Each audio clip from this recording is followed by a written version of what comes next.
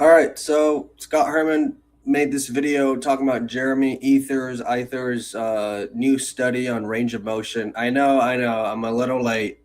Doesn't matter. I haven't seen this yet, but I'm very curious to see what Scott Herman says because he's somebody that tends to go against this science-based lifting crowd. I grew up with Scott Herman. Scott Herman, he was, I don't want to say science based, but like he was the guy who was giving out information on bodybuilding, right? Now the science based people kind of took it to a whole other level, and from what I've seen, Scott doesn't seem to be on that level.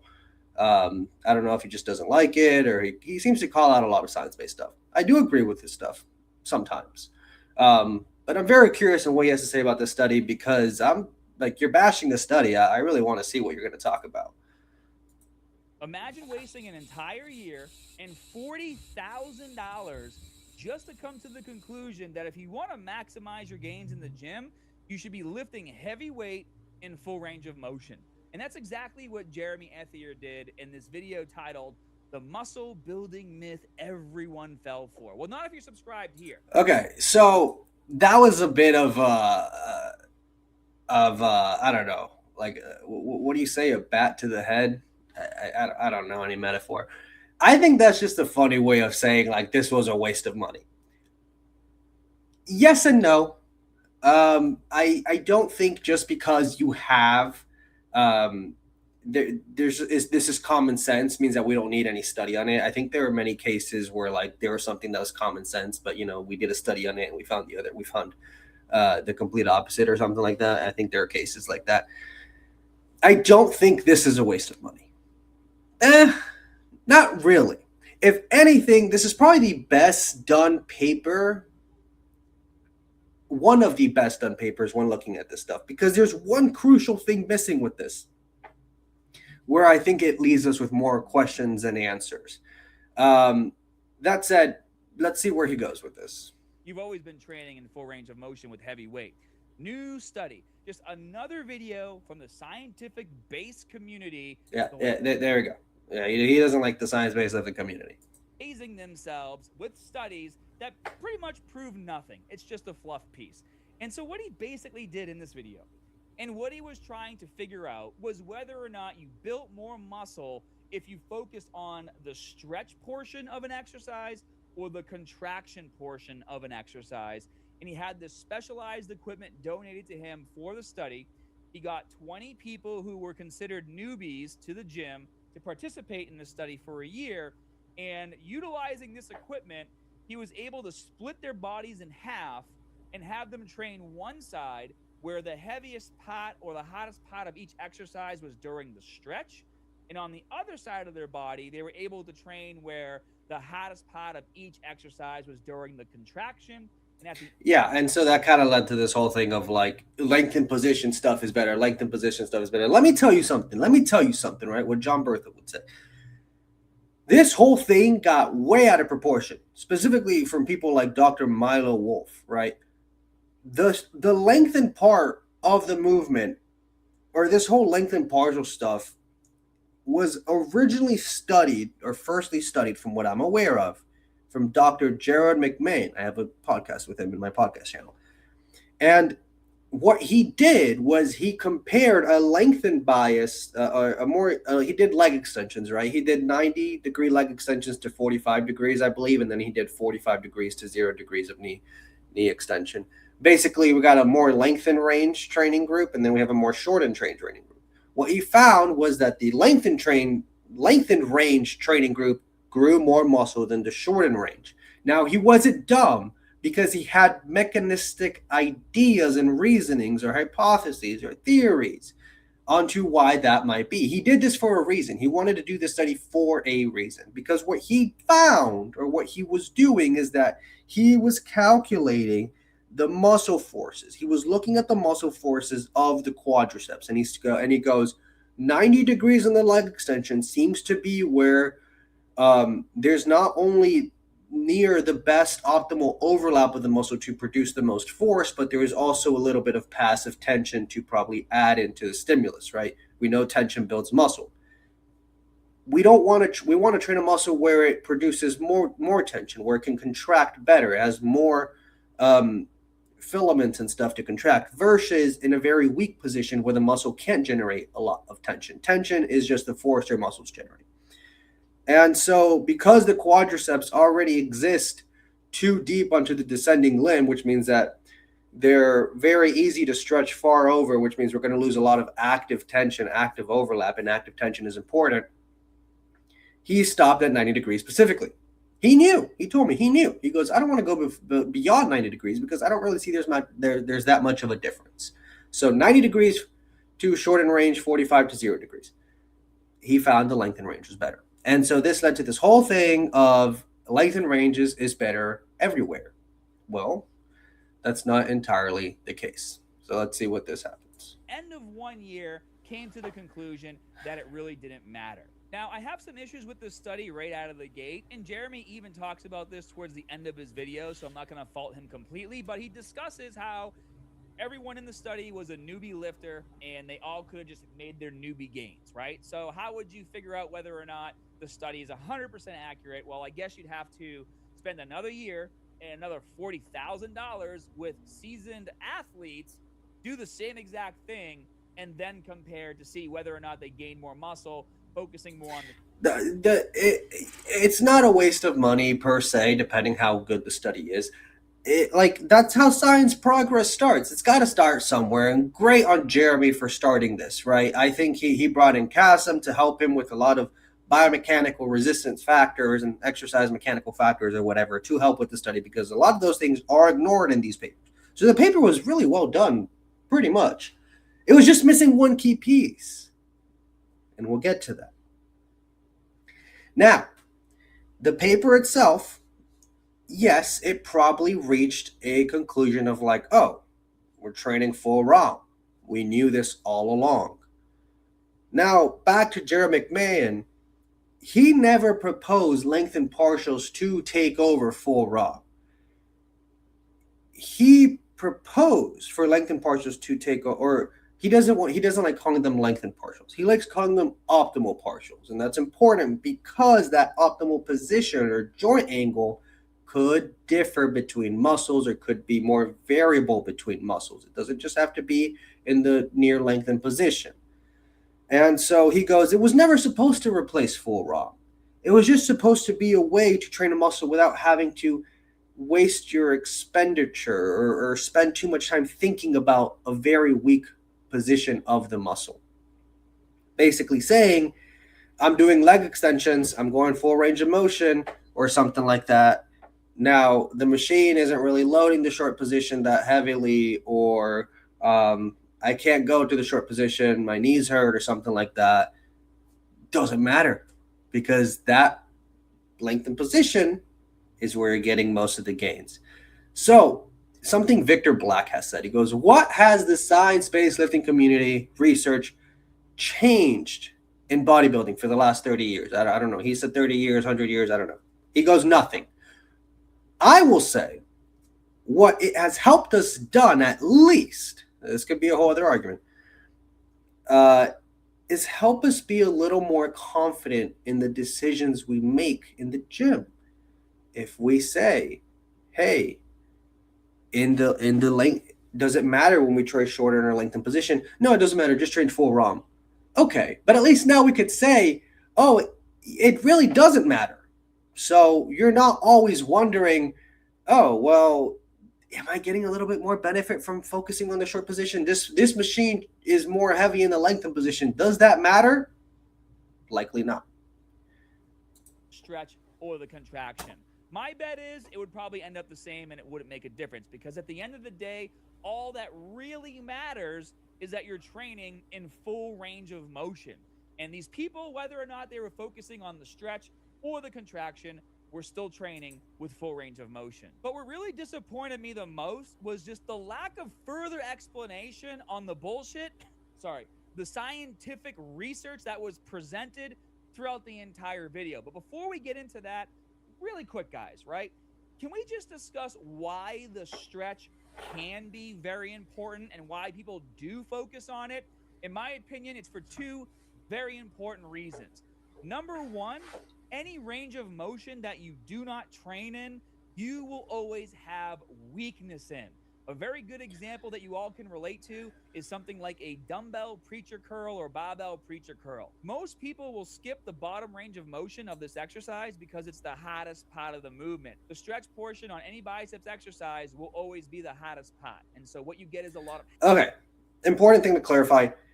Training in the lengthened position or mid to lengthened position transfers more to overall strength rather than training in the short position.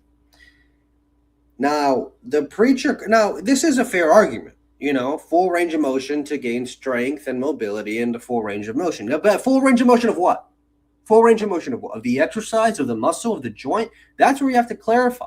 Some exercises, you can get a full range of motion of the exercise, which means let's go with the pec fly.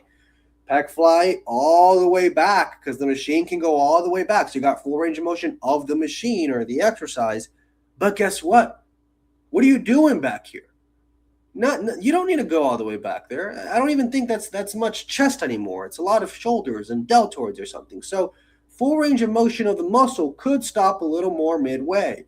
So that's not the full range of motion of the exercise. Now, is this bad per se? No. It's probably good for shoulder mobility. You get some delt work in there too. Fine. But if you don't want to overwork your front delts, you might not want to go with full range of motion of the exercise. Now, the preacher curl is interesting. It's like, okay, well, if you don't train the bottom position of the preacher curl, you're going to get injured. Probably. If you've never trained it and you're loading it like crazy or you constantly load it like crazy, yeah, sure. Of course, if you get stronger in the shortened position, you're going to build muscle still. And, of course, that muscle can contribute to strengthen the overall range of motion. That said, it's not just like with every exercise that you don't train a certain position of the exercise, you're going to get injured. Like, let's look at tricep extensions. I don't really come all the way up all the time for the tricep extensions. Usually it's kind of just like bottom position to halfway, right? Does that mean if I come up here, I'm going to get injured? No, you got to consider the joint dynamics and like the risk of hyperextending, right? So it's a fair argument that he's given here, but I think it requires a little more nuance. But yeah, if you train in the mid to lengthened position, that strength is probably going to transfer all around versus training in the short position seems to really gain strength mostly in the short position. Half reps. But what happens after a few years of training with heavy weight and you work yourself up to 30 pounds, 40 pounds, 50 pounds, right? Well, that one day when you decide to finally go all the way... Yeah, you just talked about that. Let me just skip through that. But the stretch can also be utilized to your benefit. If you have a really hard time with mind-muscle connection, spending a few extra seconds in the stretch portion of any exercise can help you better establish that mind-muscle connection. Sure, I guess. Personally, I think the short position, you get more mind-muscle connection. I feel the muscle more in the short position. Maybe that can depend on the muscle. I mean, like in a chest press, if you stretch the chest, you can feel your chest stretching, and that could help. But usually with a mind-muscle connection, I like to pick an exercise where it's easier in the short position. You could really feel like a pump or get more of a pump and just feel the muscle contract hard. And I think that sends a stronger sensation to the brain. But we don't have to get into that. Making the rest of the repetitions that you're doing throughout your set feel much better. All right, so let's just dive in at the 2-minute mark because for me, the video went downhill pretty much out of the gate. I'll explain to you what I mean. We transfer these odd stretch benefits. So we're watching a video, reacting to a video. that's reacting to a video. Into normal training. One way they tested this was by comparing... Sorry. And he disliked it. Look at that. He has 47K likes, and then Scott disliked it at 741. That's crazy. Who's disliking this? Who's like, screw you, Jeremy, for doing this study and spending $40,000 in this? Be grateful that he's doing this. He's doing this because he loves fitness. I'm proud of Jeremy. Good for him. That push downs to overhead tricep extensions, which places the long head of your triceps into a deeper stretch. That deep stretch led to 1.4 times the growth. That's all he says about comparing a triceps push down to an overhead extension. Okay, and the reason why I think this is misleading is because in the context it's presented here, he's only talking about the stretch. He's not going into detail that, first of all, these are two separate exercises that are utilized for different goals when training in the gym. If you're doing I want to know what he's going to say. a triceps push down, and you can Google it yourself, guys. No. No. Google AI is a hit or miss, mostly miss. Right? Like literally just go, what do tricep push downs target? The triceps. They place more emphasis on the lateral head and the medial head. Where is the evidence? Don't show me that Choline EMG study. I emailed her, by the way, and she admitted that it wasn't the best study. The exercise that places the most emphasis on the long head of your triceps, which by the way is 2/3 of your arm, is the overhead tricep extension. So I want to know evidence where we see a bias in the different heads of the triceps. I don't think simply doing, like, if you're doing elbow extension, all the heads of the triceps are going to work. The long head, hold on, wait. Did Scott Herman just say the long head is biased in the overhead extension? You want to know why? Probably because it's being stretched, or it's probably not even biased, and it's just one study. We don't come to a conclusion from just study. We don't even get a consensus. So let me go back on that. What? Most emphasis on the long head of your triceps. Why? Why would it put more emphasis on the long head of the triceps? What's the difference? We're lengthening the long head of the tricep. So I don't know. I just thought that was kind of silly. If you really want to try to bias the lateral and medial heads, you could, make the arguments like, well, in a pressing movement, the long head isn't really working as hard, right? Or if maybe we can kind of like look at like the fiber orientations or something and try to really target that medial head or whatever, and then whatever. But point is, we could have a little more biomechanical reasonings on how to bias different heads of the triceps. But I yet have to see some convincing evidence.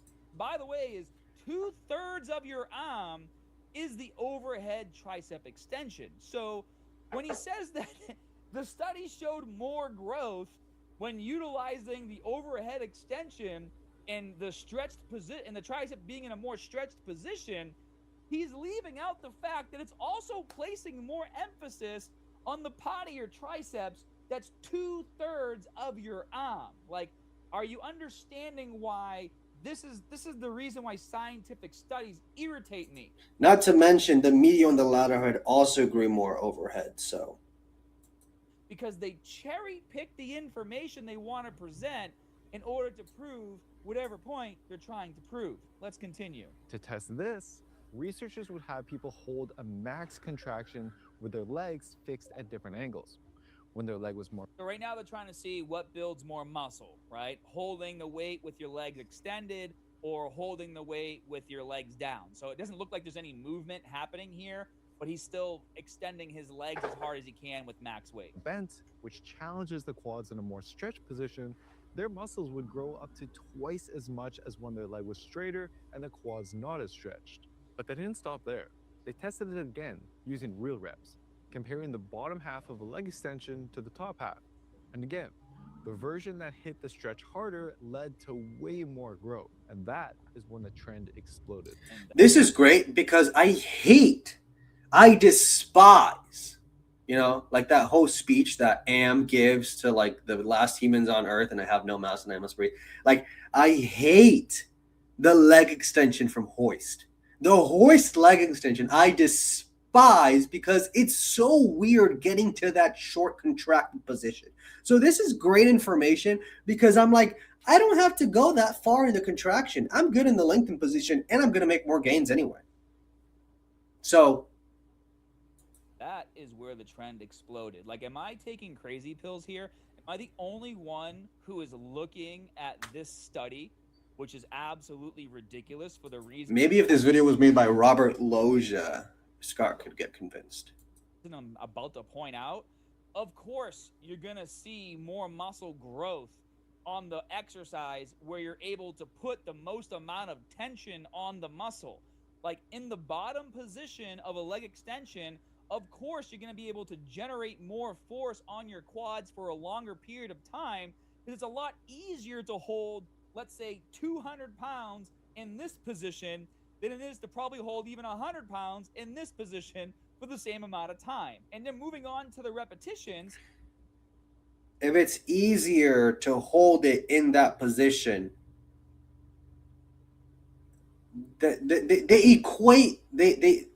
I assume the studies have equated the tension between the groups. If it's easier to hold the thing in that position, then there's probably not enough tension to compare it to the other group. They equate the tension in the group. Now, you want to know why you can generate more force in that position too? First of all, aside from the resistance profile of the machine and the cam, this is what Dr. McMahon was looking at.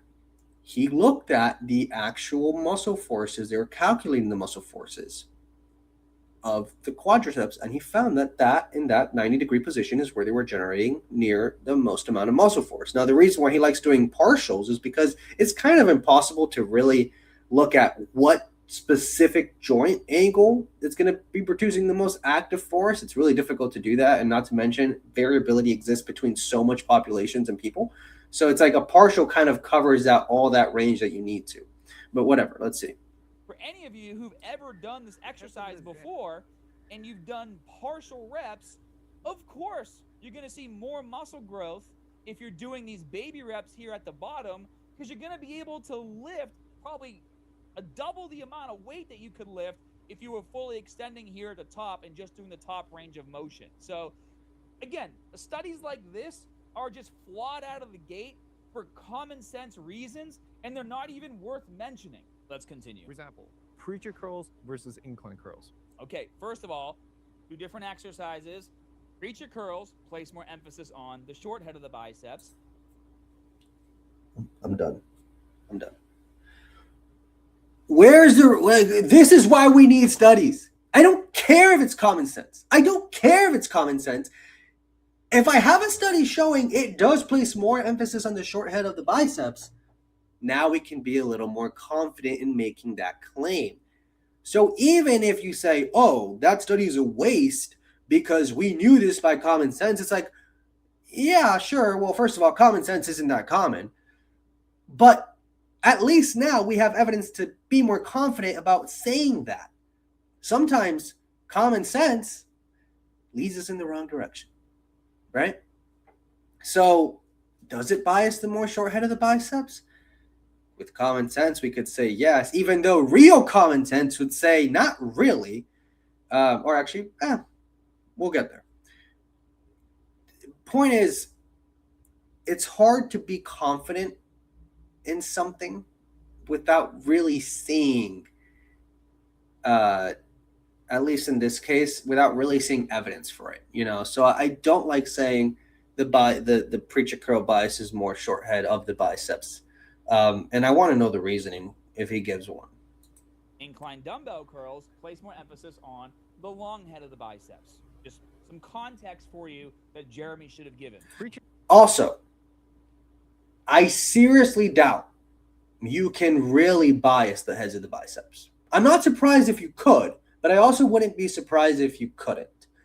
The reason why the incline curl could possibly bias more long head is not necessarily due to the arm being behind the body. It's more so because of the external rotation that it's putting the arm in. With the preacher curl, it's more internal rotation. Now, on top of that, there's some reasoning for that too, right? Now, on top of that, there is some modeling data, I believe, showing that the preacher curl could actually lengthen the short head of the bicep a little more, so you could put it at a little bit more of an optimal length, something like that, because of its different attachment. So you could have biomechanical reasons on why it could bias both heads of the triceps. but we won't really be able to tell for sure, or if it matters at all to even try, right? Mostly the reason why I do an incline curl is not to try to bias my long head, just more so for mobility reasons, really, shoulder mobility reasons. Curls hit the biceps hardest in the stretch, and they did show more growth in one study, but they Sorry, I'm gonna call this out. The incline curl doesn't really stretch the biceps anymore. What happens is that the tendon is really being more lengthened, right? Because when a muscle is being stretched, you like to do the tendon, the muscle tendon unit, and then the muscle complex. Now, what's happening with the incline curl is that it's mostly the tendon changing the length. Now, of course, you could argue that it could change a very slight amount of muscle length in the biceps, but I'm going to come back to Dr. Joe McMahon. He said that when he was looking into it in his lab and measuring some stuff, he didn't really see much of a change in length of the biceps from behind from incline curls.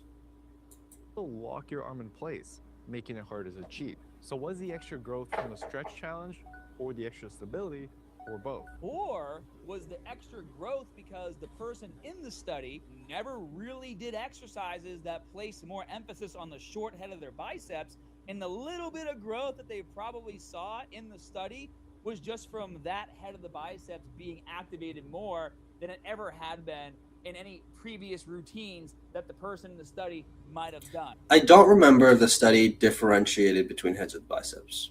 I don't remember. Or region. I think it did regions because they looked at regional hypertrophy. Right? Like, just think about it. How many times do you go to the gym and not only do you see people doing preacher curls with full range of motion, kind of like the example I gave earlier, but even doing something like a wide grip barbell curl, which also places more emphasis on the inside head of the biceps. And the answer to the question is I want to know why. I want to know his reasoning onto why it would do that. If he were to say because with external rotation, you can argue that the short head is being biased, and then with internal rotation, you could argue that the long head is being.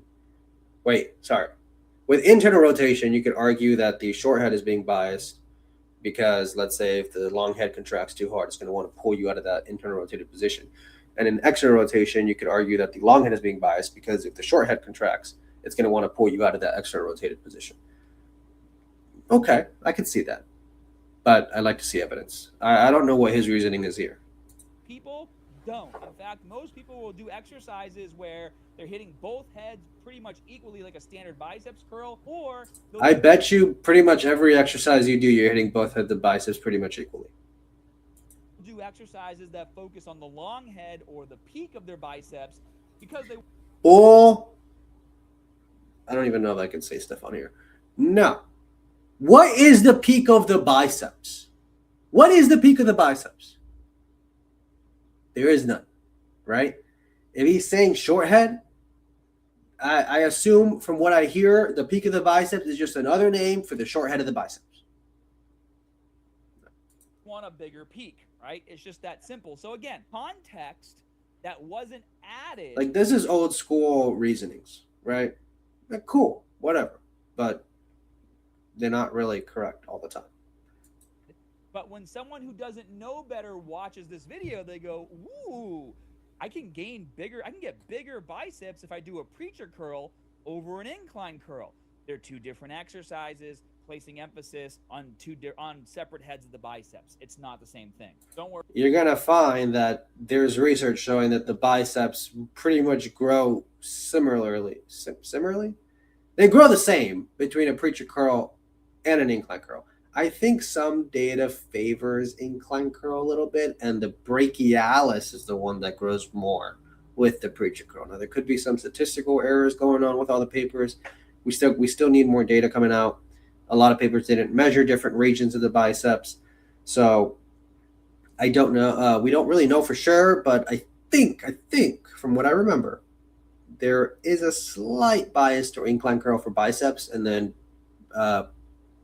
preacher curl for the brachialis. But basically, both exercises are going to get you far. And you probably don't even need to worry about biasing that much. Most people really don't. There's more. As long as you're training hard and you're not cutting your range of motion short, there's actually a wide range of exercises that can be very effective for growth. Hip thrusts, for example, can be just as good as squats for your glutes. What do you mean just as good as squats? If I were to have someone come up to me and say, I want to focus on growing my glutes, the first exercise that comes to mind isn't a squat. It's going to be a hip thrust or a barbell glute bridge. Like, the information that you are presenting here, it's just not optimal. Explain to me why a squat won't be great for glutes. It just comes down to how you perform it, right? It could come down to how you perform it, how you perform it, how deep you go. You know, are you trying to bias more quads per se?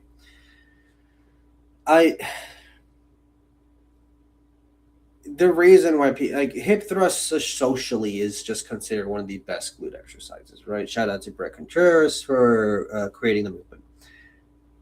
It's a great exercise for glutes if you are trying to isolate the quads or trying to grow less quads. But if someone comes up to you, he's like, I want bigger legs, I want bigger glutes, I want bigger quads, squats are great. Squat movements are great. And you will probably grow the same amount of glute growth from that squat with hip thrust. I mean, again, it's just one study. We could use more data on it, but you know, it was a pretty good study. Chest flies might just build your chest as much as the bench press.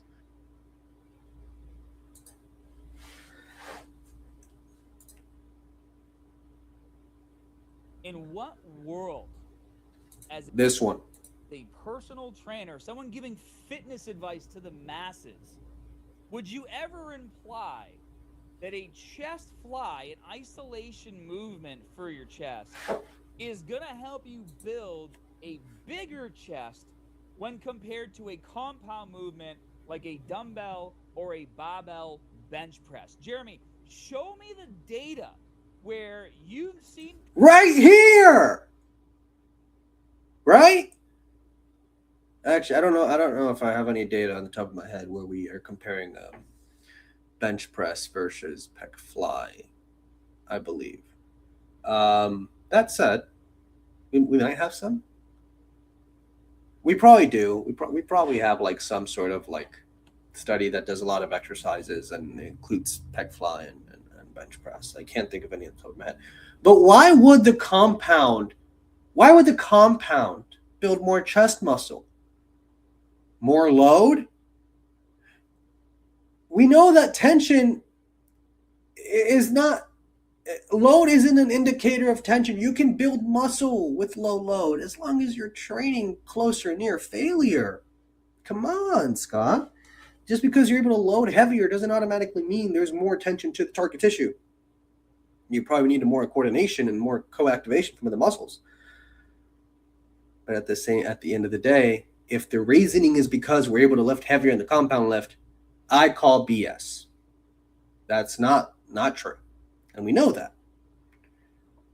People build a bigger chest just focusing on fly variations versus progressively overloading with a barbell. Like, you can't progressively overload with a chest. You can progressively overload with a chest fly, just as well as you can progressively overload with a chest press. Or dumbbell bench press. Let's keep it moving. Dumbbell. Huh. What if somebody's doing a dumbbell fly and a dumbbell chest press? Which one would grow more? I like to see that response. Generally, I like to see what he says about that. Moving. The exceptions, however, are these handful of biarticulate muscles that do actually benefit from the extra stretch. So right now he's going to show exercises that do benefit from the extra stretch. Benefit more. You can still stretch monoarticular muscles, right? Or lengthen monoarticular muscles. I know there's a whole what stretch versus lengthening. I'm not going to get into that. That's right. And these are the exercises that researchers found grows them best. So I would highly recommend making sure these are. And again, he has the overhead extension here, right? And I can get into the other exercises too. But again, Where's the added context for the overhead extension compared to doing a push down? You're targeting and placing emphasis on different heads of the triceps. But why? Like what why? If you're gonna say, oh, the long head, the overhead extension is more long head by, why?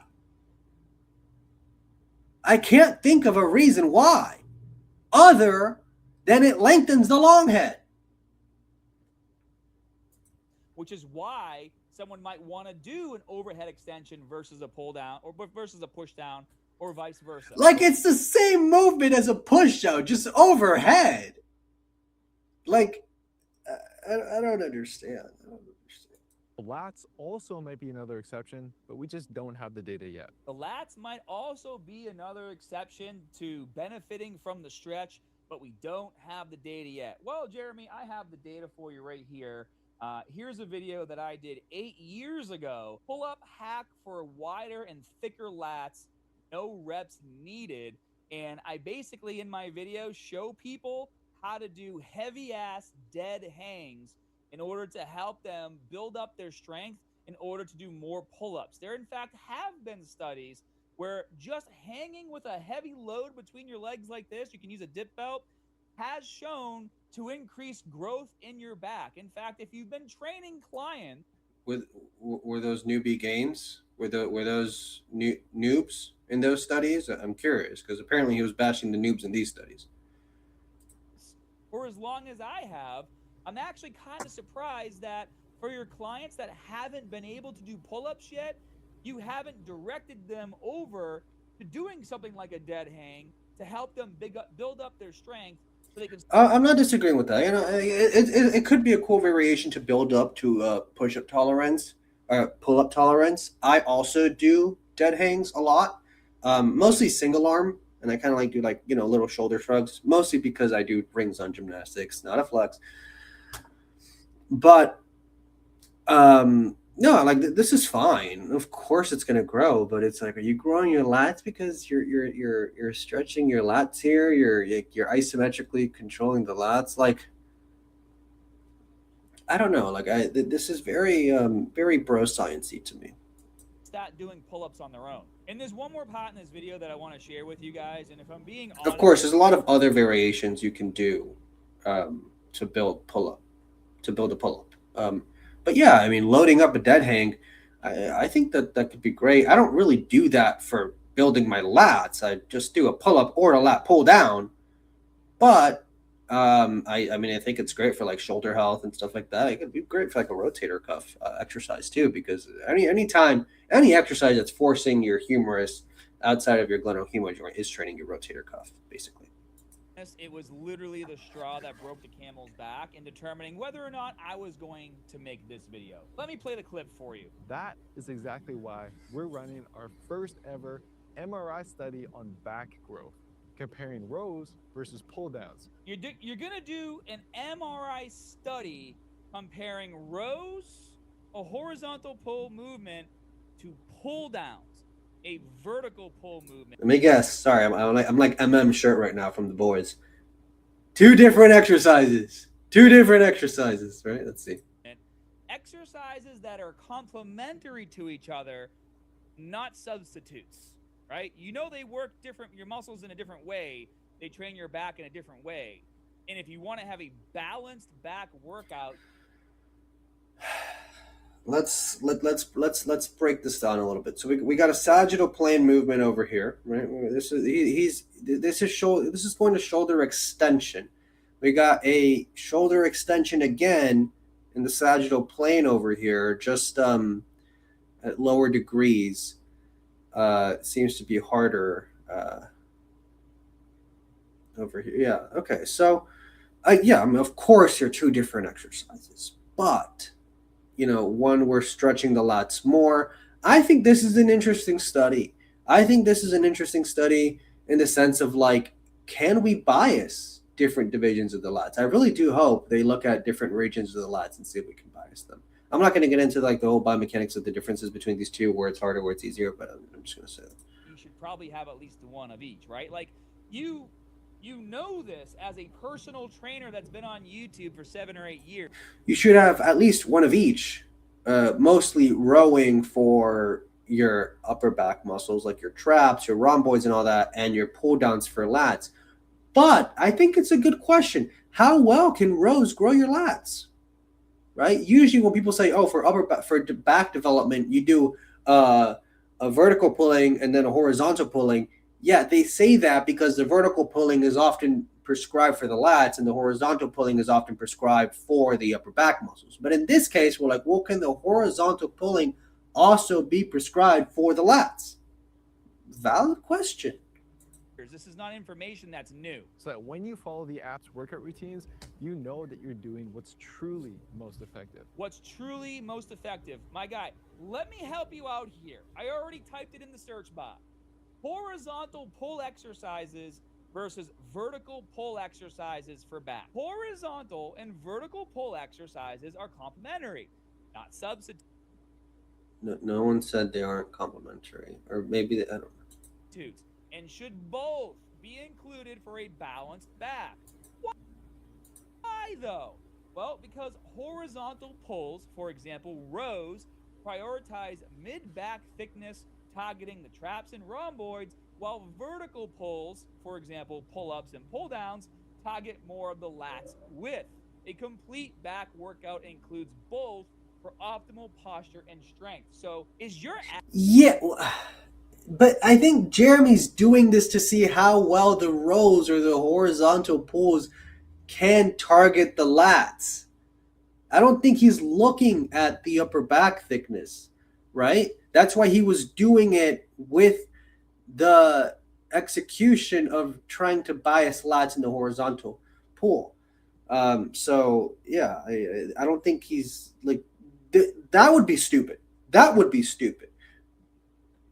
And to say like if you do a study where you look at vertical pulling and then you measure the lats, and then you do rowing and then you measure the upper back, like the rhomboids.